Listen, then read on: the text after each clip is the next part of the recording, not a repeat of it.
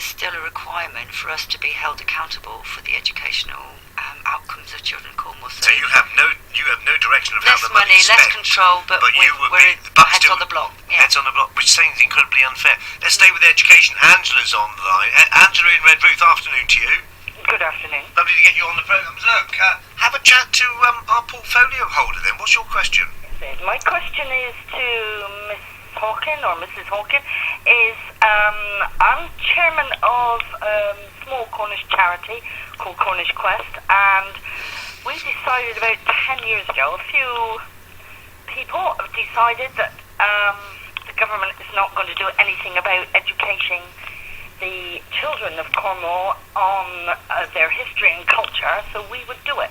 So we raised money to buy books relevant for Cornish schools on Cornish subjects. Now, my question to Sally is, what are you doing about it as the portfolio holder? So what are you doing to teach about Cornish identity in schools, Sally?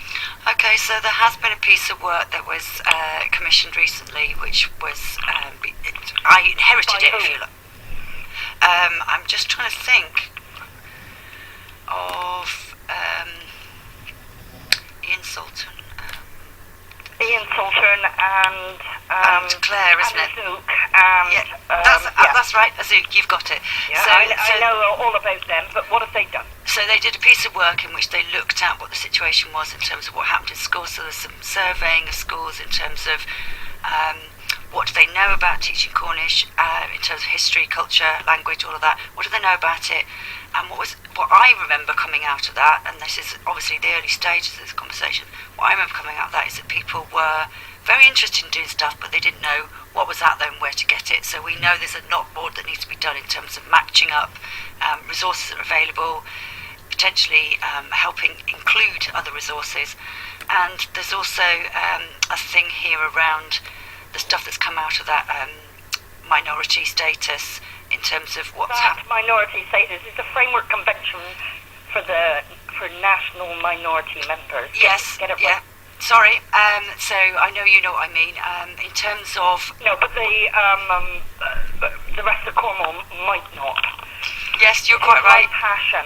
You're quite right. So part of the stuff that's come out of that, as far as I can understand, is that there are bodies who want to see more work going across minorities as well. So there might be something that we can do with Wales, with Ireland, with others, in terms of supporting... more money from central government, or are they just, passing again? It's an interesting one. So let's talk about the finance, because Sally, you know your budget is squeezed, isn't it? Can you get more money then from the government to really educate the youngsters in Cornish schools about Cornishness and identity, Cornish identity? I think that's what you want, isn't it, Angela? I do indeed. I want it freely available, and I want teachers to be taught of our history, our culture, and every aspect of Cornish. Should that be on the curriculum? Should there be? Should. Well, I don't know. Are you telling? Well, you're all.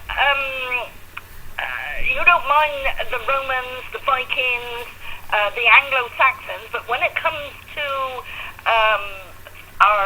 we are a national minority. When it comes to the Celts and the Cornish and the Welsh and the Scottish, you don't want to know. Well, who's we don't want to know? What do you say? You don't want to know? Who don't? Not me. I don't want to know. Will you leave me finish? Well, get on with it.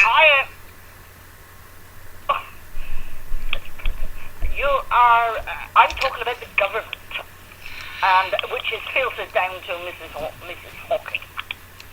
Okay, so I'm not aware that the government has offered me any money to help support a Cornish curriculum. What I am aware of is that there's a whole heap of stuff that goes on up and down Cornwall in schools and in communities, which I think is possibly sometimes off the radar. So I know that from the 29th of October onwards, on Monday nights in the Scard, you can come to the Albion and you can learn a bit of Cornish and you can sing as well as part of a work we're doing with Golden Tree. I also know that I know Golden Tree very well. Yeah, last Heritage Day in Cornwall, we had a project that was working in schools and with the shops in town, etc., which was about our history of women and work and about the hat makers of Liscard, and we did some of that in wonderful by language. language. You're So talking about children now. yeah, this was with children. We did some video work in the schools of giving them sort of sense of the work that people had done in the Scardy in past times. Angela, keep up your passion. I love your passion. It's fantastic.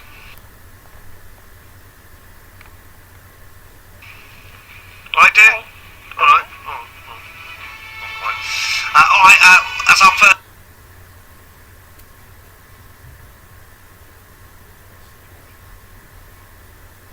call today, it won't be our last.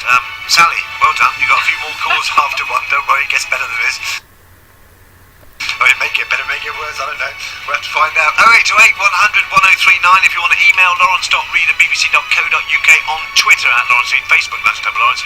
News and sport follow, then more from you.